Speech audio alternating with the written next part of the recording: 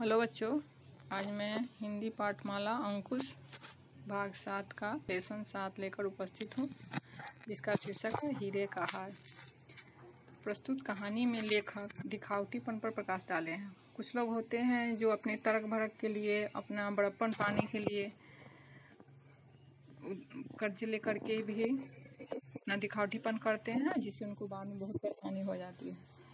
तो ऐसा नहीं करना चाहिए। चाहे करने पर क्या हानि हो जाती है, उसी चीज़ को इस कहानी में बताया गया है। आइए देखते हैं। पठन पूर्वबोध है। कुछ लोग झूठे मान सम्मान और अपने को संभ्रांत दिखाने के फेर में अपना पूरा जीवन नष्ट कर देते हैं। जो लोग जीवन के असली उद्देश्य को नहीं जानते, उन्हें सुख शांति नहीं मिल सकती। वास्तव में जीवन सरल रेखा की तरह है, इसे टेढ़ा वक्र बनाने का कार्य मनुष्य करते हैं। यहाँ लेखक कह रहे हैं कि कुछ लोग जो है संभ्रांत दिखाने के में अपना पूरा जीवन नष्ट कर देते हैं। वह उसी फेर में रहते हैं, कर्ज लेते रहते हैं, कर्ज के तल से दबते चले जाते हैं। मनुष्य को सीधा साधा रखना चाहिए, जो उनके पास है उसी में उनको सुख से शांति से रहना चाहिए, क्योंकि सुंदरता शरीर से नहीं बच्चों, मन से होती है। इसका भावबोध है। प्रस्तुत पाठ में लेखक ने दिखावटीपन की प्रकृति पर प्रकाश डाला है। नृत्य समारोह में जाने के उद्देश्य से मैटिल्डा अपनी सहेली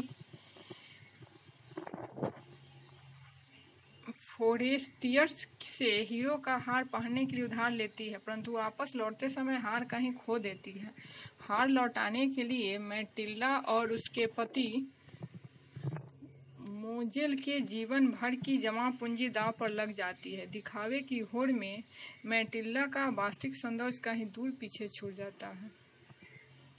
तो बच्चों, इस कहानी में नायक नायिका जो है, नायिका मैटिल्डा जो है, वो पार्टी में नृत्य समारोह में जाने के लिए अपनी सहेली से हार लेती है, और जो कि भुला जाता है उसको देने के लिए उसको कितना मेहनत करना पड़ता है। जीवन में उनकी पूंजी उसके दांव पर लग जाती है।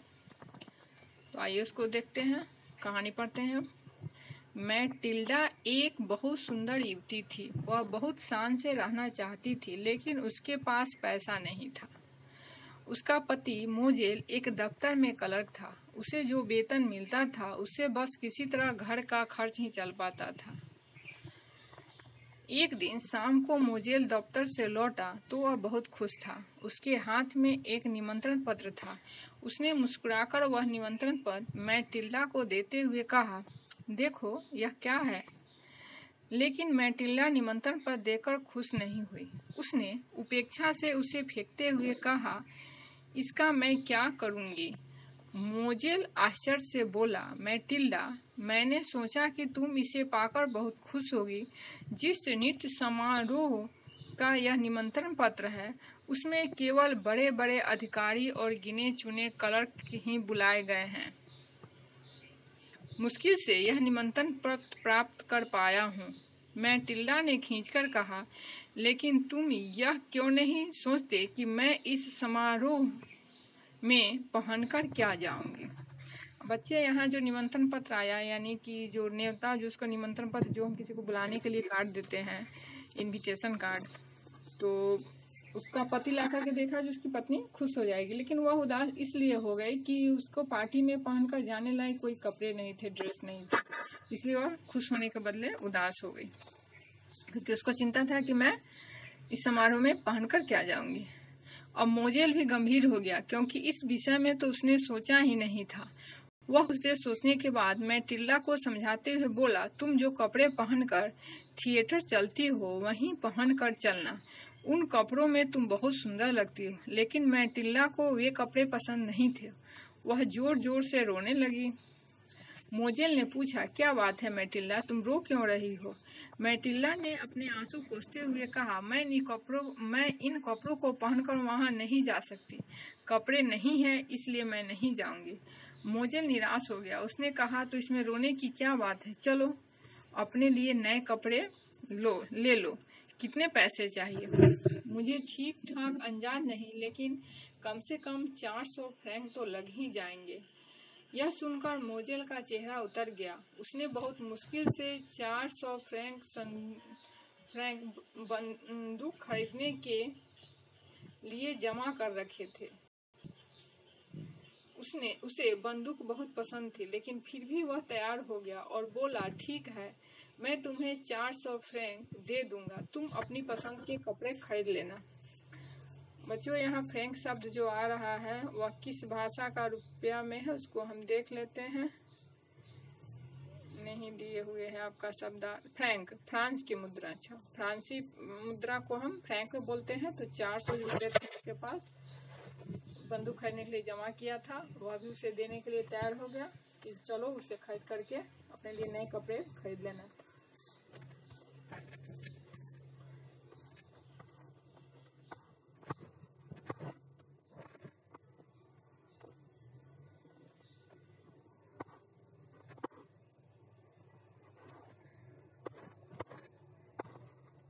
मोजेल ने पूछा, क्या बात है मैटिल्डा, तुम क्यों रही? मैटिल्डा अपने आंसू पोंछते कि मैं इन कपड़ों को पहनकर नहीं जा सकती, मेरे पास अच्छे कपड़े नहीं हैं, इसलिए मैं नहीं जाऊंगी।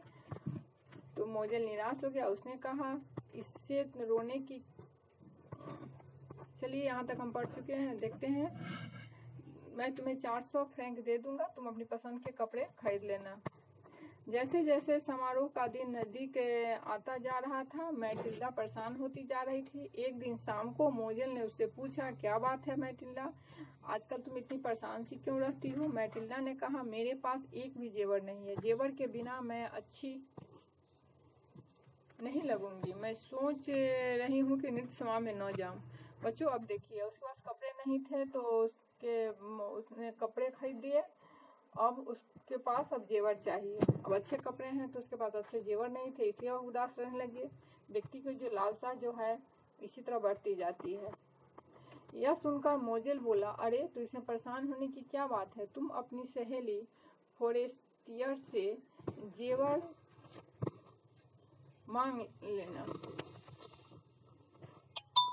लो, वह तो बहुत अमीर है, अगले दिन लौटा देना, वैसे भी वह तो तुम्हारी अच्छी सहेली है। मैटिल्डा खुशी से चिल्ला पड़ी, अरे यह तो मैंने सोचा ही नहीं था। अब जेवर पाने का सॉल्यूशन उसके पास आ गया कि उसे अपने सहेली से मांगने का एडवाइस दे दिया उसका पति। तो वह खुश हो गई और बोली, ऐसा तो मैंने सोचा ही नहीं था। अगले दिन वह फोरेस्टियर के पास गई।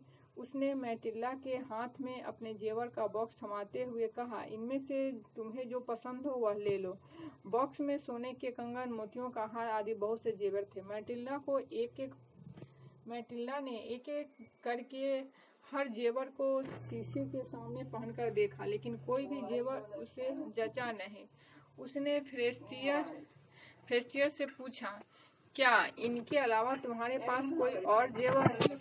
फोरेस्टियर ने कहा, हाँ देती हूँ, और उसने एक बहुत सी सुंदर बॉक्स लाकर मैटिल्डा के सामने रख दिया। मैटिल्डा ने जब वह बॉक्स खोला तो आश्चर्य और खुशी से उसकी आंखें फैल गई। उसमें हीरे का एक बहुत ही सुंदर हार था। उसने तुरंत वह हार निकाल लिया और शीशे के सामने जाकर वह हार पहन लिया। वह हार उसके गले में बहुत सुंदर लग रहा था। मैटिल्डा अपनी ही सुंदरता पर मुग्ध हो गई। उस हार को अगले दिन लौटाने का वादा करके वह चली आई। शाम को जब वह हार पहनकर नृत्य समारोह में गई तो बहुत सुंदर लग रही थी। वहाँ जितनी भी औरतें थी वह उन सबसे अधिक सुंदर दिख रही थी। सभी उसके सौंदर्य की प्रशंसा करने लगे। समारोह के समाप्त होने के बाद मोजेल और मैटिल्डा रात में काफी देर से घर लौटे।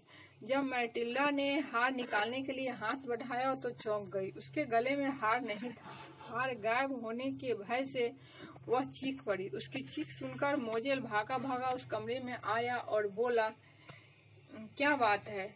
मैटिल्डा ने लड़खड़ाती हुई जवान से कहा, वह हार कहीं गिर गया।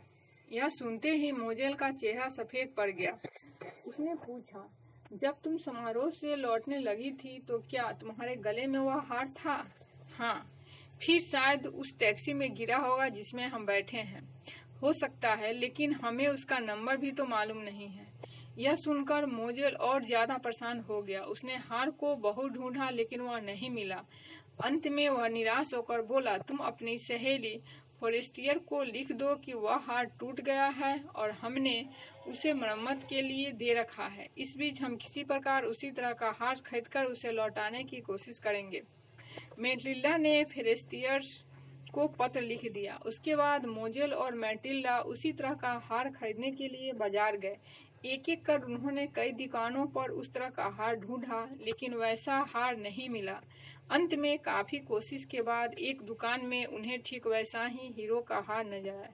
बच्चों, आप लोग देखा यहाँ दिखावटीपन में कितने दोनों पति पत्नी परेशान हो रहे हैं। आगे इनकी परेशानी और क्या बढ़ती है देखिए।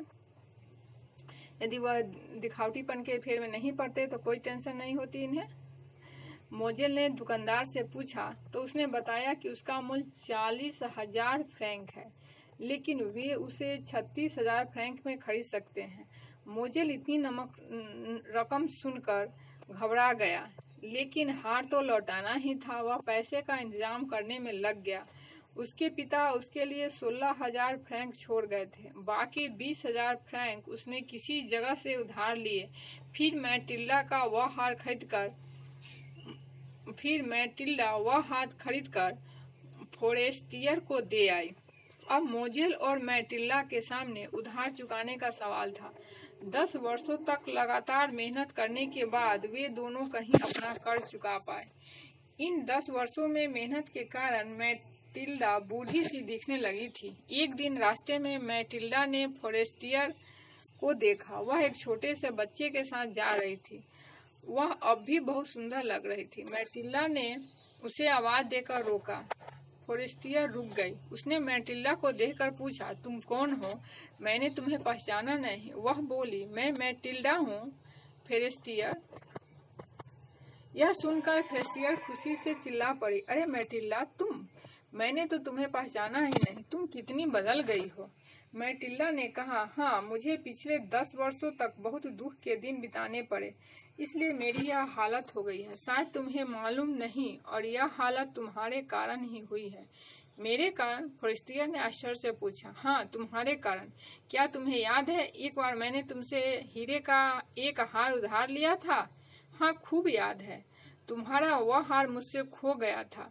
मैंने ठीक उसी तरह का दूसरा हार खरीदकर तुम्हें दिया था। हमारे पास उतना पैसा नहीं था। इतना पैसा तो था नहीं, इसलिए हमने पैसा उधार लेकर हार खरीदा था, और वह उधार चुकाने के लिए हमें 10 वर्ष दिन रात मेहनत करनी पड़ी, जिससे मेरी यह हालत हो गई।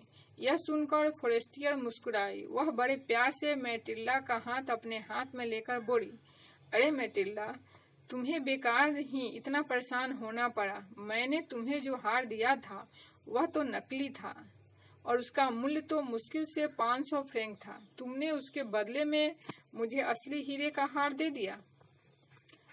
बच्चों, अब देखिए कैसे इसने दिखावटीपन में कितना इसको परेशानी हुआ, और जिस सुंदरता को बढ़ाने के लिए इसने हार ली थी, उसी सुंदरता को इसको हार लौटाने के लिए घमाना पड़ा, क्योंकि इसके पास चिंता हो गई, कड़ी मेहनत करना पड़ा, इसलिए वह बूढ़ी सी दिखने लगी। तो बच्चों, इस कहानी से हमें यह सीख मिलती है कि हमारे पास जो कुछ भी है उसी का सदुपयोग करना चाहिए, उसी से संतुष्ट होना चाहिए। दिखावटीपन के फेर में हमें कर्ज में नहीं डूबना चाहिए। अपना पास है तो ठीक है, लेकिन कर्ज लेके फैशन नहीं करना चाहिए। तो बच्चों, हम आगे का लेसन बाद में करते हैं, प्रश्नोत्तर अगले वीडियो में कर देंगे। आप लोग इस कहानी को से एक पेज राइटिंग और इसका शब्दार्थ लेकर के याद कर लेंगे। धन्यवाद।